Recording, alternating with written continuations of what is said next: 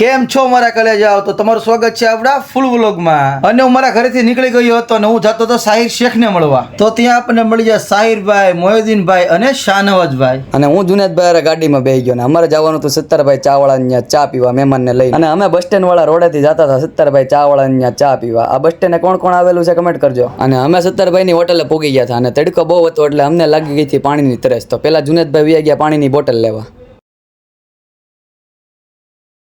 પછી જુનેદભાઈ ઠંડી પાણીની બોટલ ગોતીને કાઢી હો ભાઈ. અને મોહિદ્દીનભાઈ અમારા મહેમાન હતા એટલે એને બોટલ ઢાંકણું ખોલીને દેવી પડે. પછી અમે પાણી પીને વહી ગયા ચા પીવા. અને અહીંયા તો ચા બનતી હતી એટલે અમારે વાટે ઊભું રહેવું પડે એમ હતું. અને સત્તરભાઈ ચા વાળાને અમે ચા પીવા આવીએ એટલે ગમે ત્યારે ટ્રાફિક જ હોય. એનું નામ છે ભાઈ. અને મોવામાં તમારે કડક અને બેસ્ટ ચા પીવી હોય તો સત્તરભાઈ ચા વાળાની હોટલે જ આવવાનું. અને પછી આવી ગઈ કડક ચા અને ભાઈઓ બધા ભેગા હતા એટલે અમે ચા પીવા મીડ્યા. અને પછી અમારા આ ભાઈ આવી ગયા હતા ચા પીવા. અને આ છે અમારા જુનેદભાઈ અગવાન. અને જુનેદભાઈ દેવા માંડ્યા પાણીની બોટલના પૈસા. અને પાણીની બોટલના પૈસા દઈને અમે જતા હતા તો ભાઈ હાથ ઉસો કરતા હતા. પછી આ ભાઈને અમે વિડીયોમાં લીધા હતા કે અમારે તો નથી આવવું. પછી અમે નીકળી ગયા બોમ્બે ગેસ્ટ હાઉસ તરફ. અને આ રસ્તામાં અમારે મેઘદૂતવાળા રોડે રવિવારી ભરાય છે. હજી રવિવારી ભરાતી હતી એટલે ધીમે ધીમે માર્કેટિંગ વધતી જાય. અને આ રસ્તામાં ફ્રૂટની લારીઓ હતી. મોમાં ફ્રૂટની લારી ખૂટે એમ જ નથી. અને અમે પૂગી ગયા અમારી જૂની બેઠક બોમ્બે ગેસ્ટ હાઉસની હેઠે. ત્યાં જઈને અમારે વિચારવાનું હતું કે હવે કયા લોકેશન ઉપર જવું. પછી અમે તડકાના શાંતિથી બેઠા હતા ને યાદ આવ્યું અમને કે કરબલાની નળમાં જઈ, કારણ કે અમે કેદુના નથી ગયા. એ અમારું જૂનું લોકેશન છે. અમે પહેલાં દરરોજ જતા. પછી અમે નીકળી ગયા સીધા કરબલાની નળ તરફ. અને પછી આવી ગયો ભાદરોડનો જાપો, જ્યાં તમને રોજ નવો નાસ્તો મળી જાય. અને અમે જતા હતા તો અમારા ભાઈબંધ રસ્તામાં મળી ગયા સોહેલભાઈ પે. પછી અમે નીકળી ગયા ફારૂકભાઈ પે પાસે. અમારે જવાનું હતું એને મળવા આજે રવિવાર હતો એટલે. પછી અમે ફારૂકભાઈની કબાડી આવ્યા, ત્યાં જોયું તો તળું હતું, કારણ કે ફારૂકભાઈ ગયા હતા તળાજા. અમને ખબર નહીં, એને ફોન કર્યો જ્યારે ખબર પડી. પછી અમે નિરાશ નીકળ્યા સીધા કરબલાની નળ તરફ.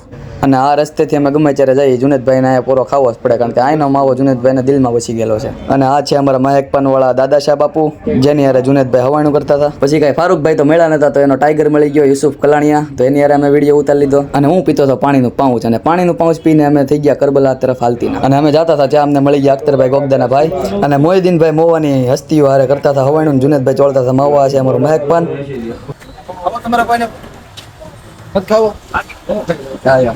અને અમે ભાઈ જવાનું નામ લીધું તો એક પછી એક હસ્તીઓ ભેગી થવા મળી. તો ભાઈ અમે હજી ઘડીક ખોટી થઈ ગયા. બીજું તો શું કરવું. આ જો અમારા ટેણીભાઈ. અને આ છે મેમન કોલોની વાળો રસ્તો ઇબ્રાહિમ મસ્જિદ પાસે. મારી આંગળી આવી ગઈ જરીક.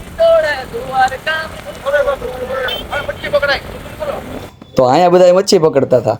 અને ભાઈઓ આ છે કરબલા તરફ જવાનો રસ્તો, જેને અમે નળ કહી. આમ તો અંદર અમારું જૂનું લોકેશન પણ છે, પણ હવે અમે આવતા નથી. મોહિદ્દીનભાઈ ને શાહનવાજભાઈ નખરા કરે છે. અને અમે મોજ કરતા જતા હતા તો મોરો મેજિક ભટકાઈ ગઈ. તો એ અમારા ભાઈબંધની જ હતી એટલે વાંધો ન આવ્યો. અને કરબલાના રસ્તે પેલા આવે છે સીધી મુખ્તાર બાપુની દરગાહ. પછી અમે મોજમાં પૂગી ગયા કરબલા તરફ. તો આ છે અંદર કરબલા. પછી અમે ગાડી પાર્કિંગ કરીને રોજા તરફ જવા લાગ્યા. તો અહીંયા હતો મોટો જબર કૂવો, જેમાં જાળી મારેલી હતી. અને અહીંયા નવા રોજાનું બાંધકામ ચાલુ હતું. અને આ છે આપણું કરબલાનો રોજો. પછી અમે જવા લાગ્યા રોજા તરફ. પછી તડકો લાગી ગયો તો અમને બહુ, તો અમે લીમડા હેઠે બેહવા વહી ગયા શાંતિથી. અને અહીંયા તો ભાઈ કરબલા ઇમામ હુસેનનો રોજો હતો, તો અહીંયા તો સુકૂન મળે જ તેને ભાઈ. અને શાહનવાજભાઈ અહીંયા બેઠા હતા અને મોહિદ્દીનભાઈ આવીને બેહી ગયા અમારી બાજુમાં. મેં કીધું ભાઈ ઈંડોળા બેહવા વહી જાવ ને, આનંદ આવશે. કે ના અહીંયા આપણે બરોબર છે. પછી અમે બહાર જવા તરફ નીકળી ગયા, કારણ કે અમારે વિડીયો શૂટ કરવાના હતા. અને જુનેદભાઈ સીન લેતા હતા બધા. અને હું અહીંયા ફેર ફદોડા ખાતો હતો. પછી અમે ગાડી લઈને નીકળી ગયા બહાર. અને ત્યાં હું ગીત ગાવા માંડ્યો. દિલથી કરું છું એક એવો રે દાવો, ભાઈબંધ મળે ના મને તારા રે જેવો, ભાઈબંધ મળે ના મને તારા રે જેવો.